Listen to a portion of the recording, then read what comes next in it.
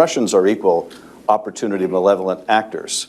They're not Republicans and they're not Democrats. They're just designed in their foreign policy and their cyber policy to undermine the United States. They view the world as a zero-sum game where anything that's good for us is bad for them and vice versa. I do think, though, that in fairness, some of the responsibility is also attributed to the Obama administration for not establishing a more forceful deterrent.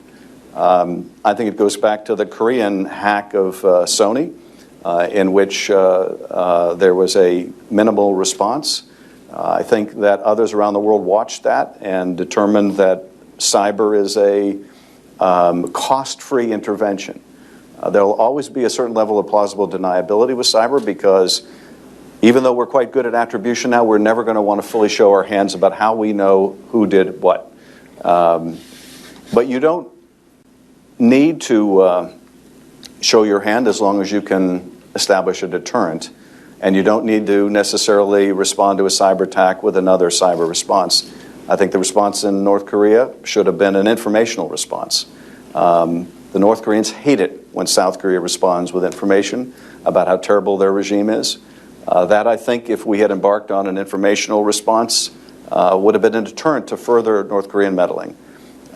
And with the Russians, we should have called them out much earlier.